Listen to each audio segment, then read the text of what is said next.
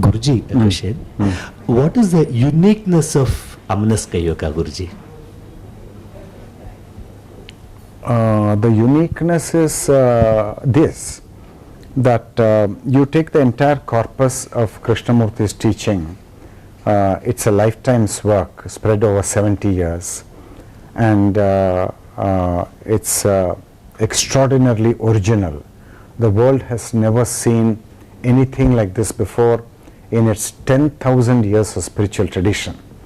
But traditionalists who may be soaked in different schools of the Hindu tradition or in different religions, and who may not have sufficient familiarity with the ground of Krishnamurti's way of looking at life, may find it hard to acknowledge, just because they may not have gone deep enough into the world of Krishnamurti. So they may not be able to make the statement which I am making, which may seem to be a very audacious statement, but I am saying that there is nothing like this in the 10,000 years of the spiritual tradition of mankind. There is something completely new. And so that is the central thing. That's you can call this the soul of Amanaska Yoga, the master's work. Then in my view, and people may also consider this to be very audacious, I think the master's work cannot and should not stand apart as an island in isolation. It should stand almost side by side to the vast river of Sanatana Dharma. And what happened to Buddhism, namely the exile which Buddhism suffered from Indian soil, because Buddhism was mute on the divine, it will be unfortunate if the same thing happens to Krishnamurti's work, because you have to be very perceptive and you've got to see that Buddhism has been exiled from India. So therefore it took refuge in neighboring lands. It went to Nepal, it went to Laos, Cambodia, Far East, Japan, Ceylon, Burma, Thailand, and so on. But there's no Buddhism in India. So what exists in India is just a few filaments and a few remnant others. That too because of what happened to Tibet. Because Tibet is Buddhist, out and out. And so because Tibet was occupied by China, India was very compassionate to Tibet. So there are Tibetan Buddhist settlements in India. So that is the only remnant of Buddhism on Indian soil. And so that should not happen, what happened to the exile of Buddhism, that should not happen to Krishnamurti, but I fear that it will happen.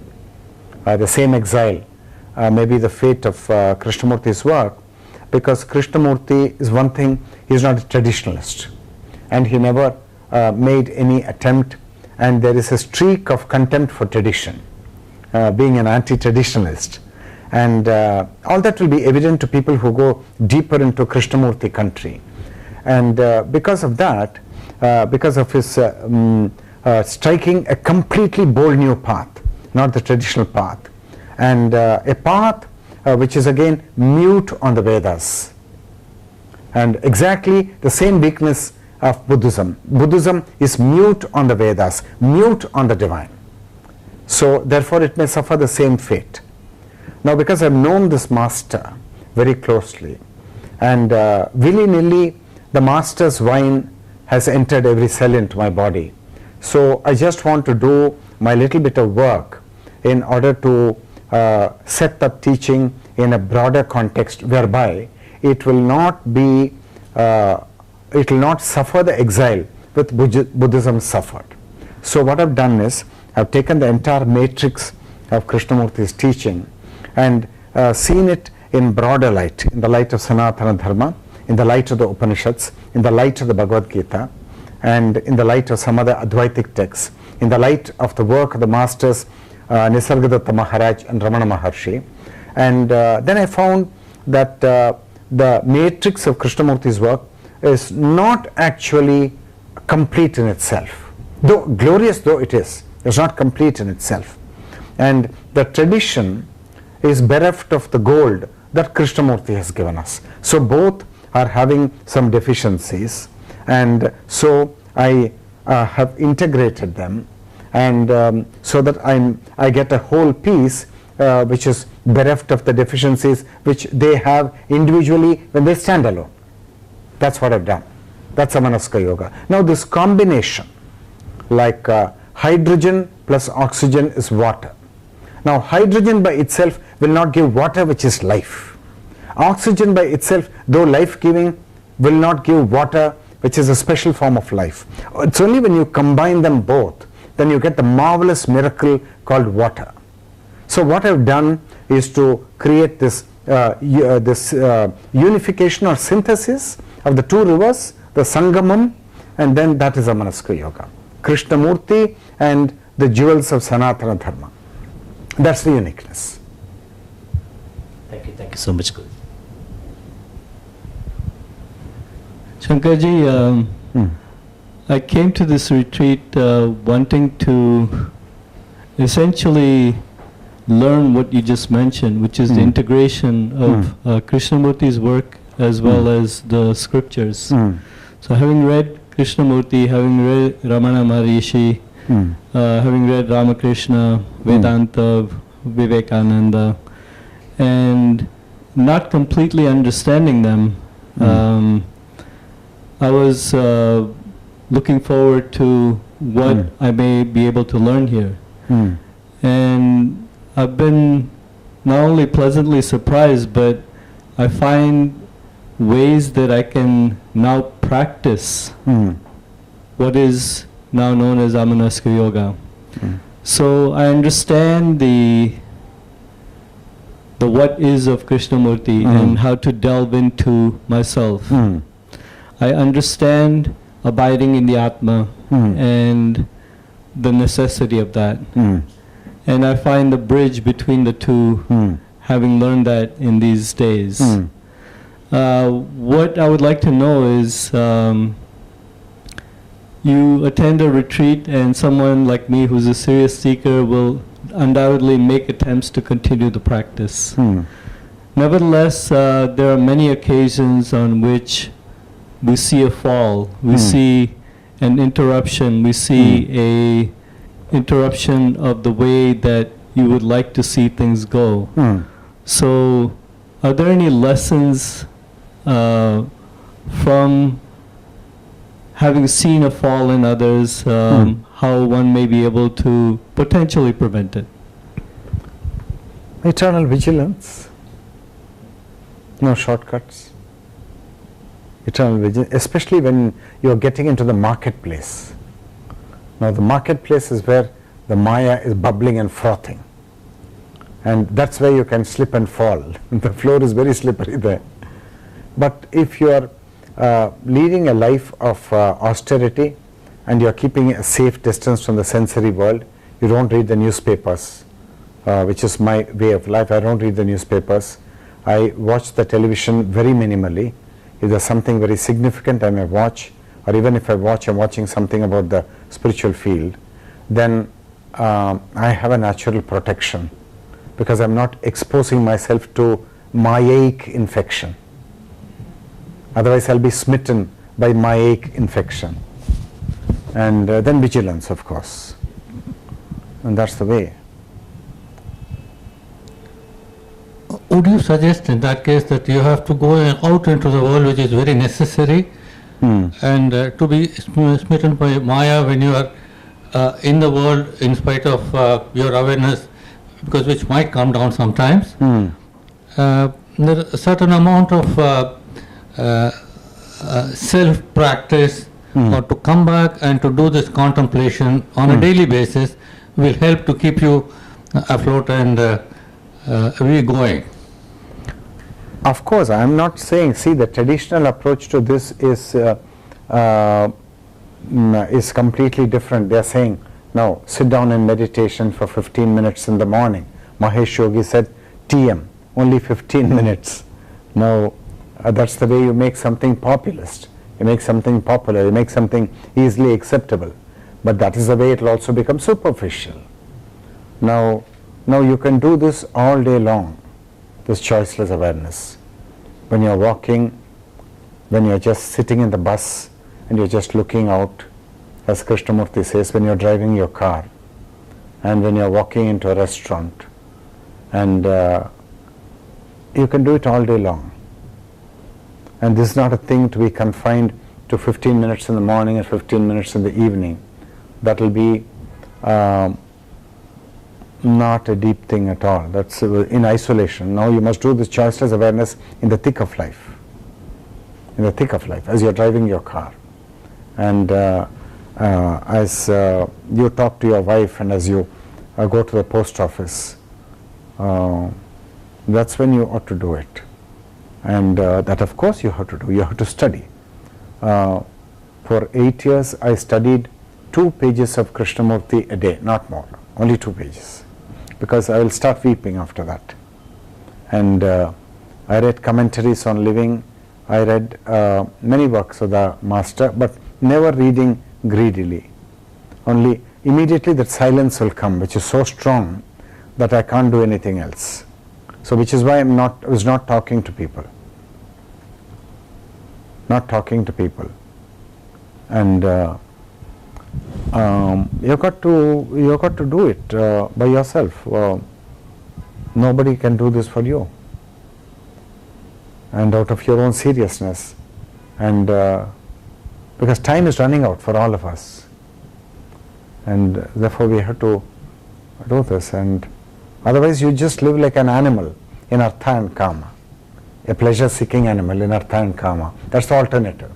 Spiritually blind and never seeing what you are, and always spotting adversaries in outer life. He is not all right, he is not all right. So sadhana can be done every day, true sadhana, which is not a habit. Not a habit, not a cultivated habit. And because the self is ever quirky, is ever mischievous. And so you live life without any calculation and without any cunning? Absolutely possible. That's the way I live. I don't calculate. I'm not cunning, I'm not devious, I don't do any trickery. I don't speak one thing when I have another thing in my heart. That's why you'll find me sometimes very stern, because I don't play games. When I see something that this is nonsense, I will tell that to you straight away, that this is nonsense. So you've got to live that way with integrity. And I say that when you have integrity, you are automatically connected to the divine. But you won't know it until you become a James Bond tracker. Then you will know it. You've got to keep tracking. What is the source of this mercy? Where is it coming from?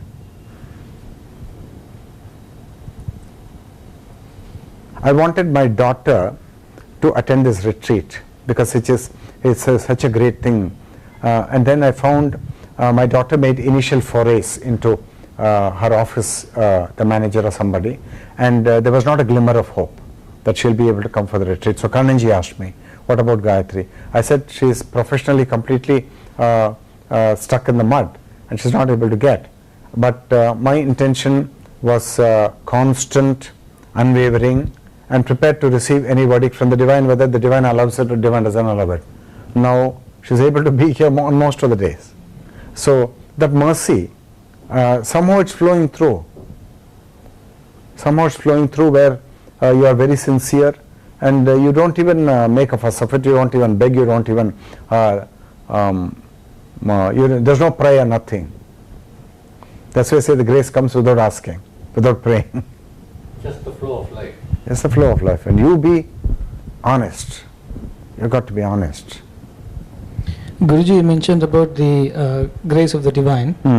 There are many paths to the divine, like Bhakti Yoga, Jnana Yoga, Karma Yoga, different paths.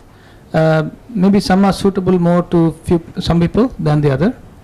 Now, in the Amanaska Yoga, for 2 questions, how is it different from these paths in general, and or can this be in parallel to those things, meaning Bhakti Yoga along with Amanaska Yoga, can it go hand in hand? Okay. See, if you put this question to Dr. Rajan Narayanan, who is the yogi in Maryland, he will say the following, that prior to Swami Vivekananda, there was no partition of yoga as karma yoga, dhyana yoga, bhakti yoga. It is Vivekananda who introduced this compartmentalization. And yoga is this unity with the divine. Now, that unity with the divine, does it call for selfless action or not? You are saying that you are on a spiritual path. Assume you are a Christian, and assume you are a Muslim, and I am a Hindu, and we are all saying that we want to connect to the source, and that we are very serious, and that we have suffered a lot in life, and we are not mere believers, superficial people, mere believers, and we are not here to knock on the door of the divine for wealth and for name and fame. We are not in that category. We are more serious seekers. Then in our way of life is selfless action, nishkama karma. Nishkama karma, that is without expecting any fruits of action, without desiring for any fruits of action. Does that ideal make sense for us or not? Absolutely. It makes sense, right? So when you are on the path, spiritual path, you have to be good, you have to practice goodness in action, you got to be selfless, you got to view the other person just as yourself. So that's part of the thing. Then will there be understanding on the path, or there will be a complete switching off of all thinking and all understanding? No, there will be understanding. Huh? There will be understanding. There has to be understanding, so that is Jnana Yoga. And will Jnana Yoga and the selfless action, will it work if there is no divine, if there is no devotion to the divine at all, if you are unable to feel the divine? I don't know. No. So everything has to be there. It's a huge, the river of life flowing, and you moving with it, the river of life. And so bhakti is there, then understanding jnana is there, and then meditation. The meditation in a very serious way, I'm saying you can sit in a bus and meditate, as Krishnamurti says. You can be driving your car and you can be meditating. You can be bathing and you can be meditating. And you're bathing and suddenly you got the insight that this body is perishable. So immediately you become silent. Just bathing one morning. The insight didn't come previously to you. Suddenly it came in a very powerful way. So you can meditate all day long, and it's a thing you can, so there is not this thing, but you have broken it up into pieces, and you said this is one river, that is one tributary, this is one tributary, and I said all of these tributaries are infertile, they are sterile without self-knowing. That's my verdict. Very harsh verdict, but that's my take on that. Because I've seen in my Guru's movement, I've been in my Guru's movement for 20 years, and I've seen how shallow a so-called devotee can be. An extremely self-centered person calls himself a devotee. He has come to God in order to please his self. He is completely unaware of it, so no jnana. And his devotion is based on gratification of the desire. So if his personal God does not fulfill his desire, then he has dvesha towards Bhagavan. What kind of devotion is this? It's absurd. You are not devotees at all. That's the simple truth. So there is no a thing as such, and this is the soul. The self-knowing is the soul. And without that soul, all outer things, saying I'm understanding, I'm taking up the Bhagavad Gita and you're reading, it's of no use. It's of no use. I asked Krishnamurti in a personal meeting with him when I was about 18 years old. And because my Guru asked me to read the Gita, I was reading the Gita, but I was reading the Gita like a fool, not understanding it, because there's no maturity at that time. So my mother and myself, we met Krishnamurti, and I had the audacity to ask Krishnamurti that, sir, I find that your teaching is similar to what is in the Gita. Then Krishnamurti, he took my question. He didn't dismiss me as a fool. He took my question. He said, but what is the difference between what I am saying and what is there in the Gita? Very patient. I mean, how tolerant you can be of fools. So he said, what is the difference? Then immediately I thought for a moment, and I said, the Gita is full of authority and you are negating authority. And then Krishnamurti immediately told me, you have a nice meal, and you placed a little bit of poison. The authority is the poison. Then everything else is beautiful stuff. And you're given that meal. What will happen to you? The master is patient with the fool. Immense patience, immense compassion. So we have to we have to start thinking. We're not thinking enough, not contemplating enough. So there's only one path, and that is the true path, and that is you have to be true to yourself, and you've got to know yourself, and that you go deep enough into that self-knowing, automatically you landed in that country.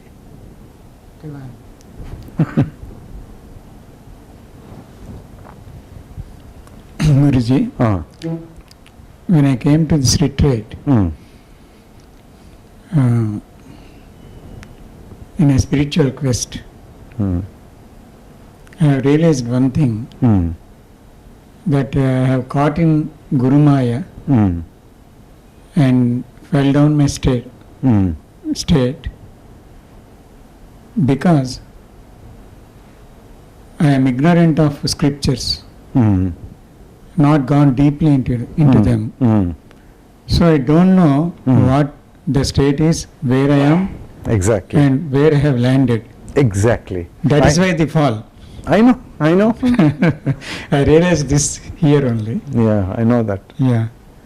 Then I have decided, as you prescribed some books to me to read, then I want to read those books seriously and go further and further.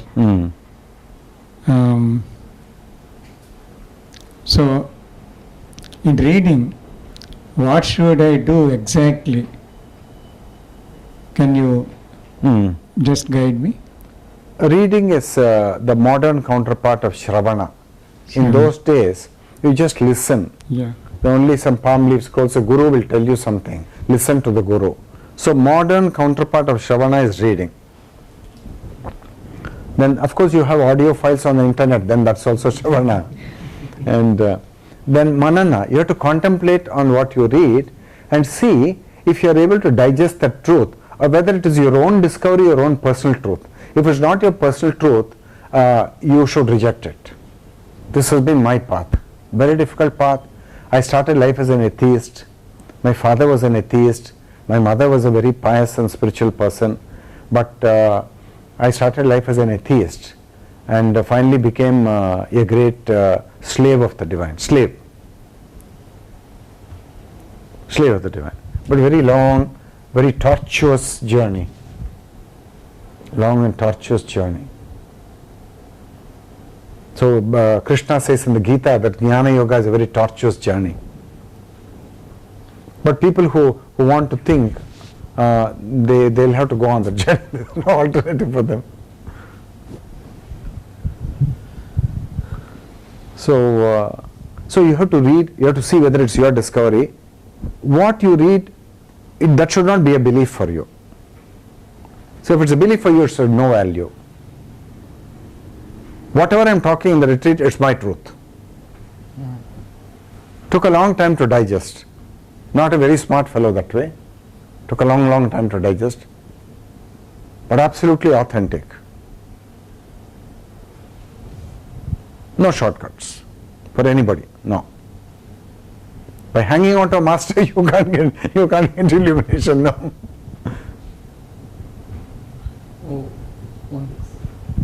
One quick question, Guruji. So, do you recommend us to follow you blindly? Oh no! I will come with a double bamboo stick. What would you recommend us to do? See, read the scriptures as Ramakrishna ji said, and if you do not read the scriptures, you will be in Gurumaya. Now, most of you do not even know what that word means, Gurumaya. Okay, you have to find out what that word means. It's like a puzzle. I give you a puzzle like you can give a crossword puzzle to somebody, right? So you can also give spiritual puzzles. So use a particular term, then Gurumaya, then find out what it means. So struggle to find out, think for yourself, contemplate, read, consult, look at the internet. There will be no such word on the internet, of course. It's coined by me recently. So find out, do your own thinking. Shravana Manana Nididhyasana. Then part 1, Krishnamurti's choiceless awareness. So Amanaska Yoga. Be on Amanaska Yoga. Diksha has been given. You are in the tiger's mouth. Even if you want to, you cannot escape. Take note. I am the tiger, you have entered into my mouth. Thank you. Guruji. Ready to die. Guruji, actually a few days back, you told me that you be your own researcher in spirituality. Right. See, actually I was contemplating a lot about it. I was really shocked, very frankly speaking, because of course you know that I'm an astrologer. I do lot of research in that. Right. And in all other fields wherever I'm involved, I think for myself. Whereas when it comes to the question of spirituality, I am literally afraid. because very frankly speaking, whatever I've learned so far, they have all told that like you have not done any tapas. You are not so obviously you are not qualified to do any spiritual research at all. Oh my God. So that was the teaching I had. So please explain That so is that people rubbish. should not get. That is rubbish. Okay, you got to get out of that trap. So I asked you a simple question which completely floored you. I said, how come in everything, in your cosmetic formulations you are doing research, then in astrology you are doing research, how come when you come to spiritual truth alone, dharma and moksha, there is no research, there is just blind following, running behind somebody, you think you are going to get the fruit? This is the question I put to you. Yes. And that question was a shocker for you. Yes, obviously. Because you never realized that you have not done any research here. No, did Ramana Maharshi do research or not after realization? He did. Then if he will do research, why can't you? True. So you know that he did, right? Yes. So you have to, there is no other way for you. There is no other way. Otherwise, get fooled. Get fooled, be a believer, then you will get hurt. A man of another faith will come and talk to you, he will challenge your belief, then you will get hurt. Then that's the rotten path.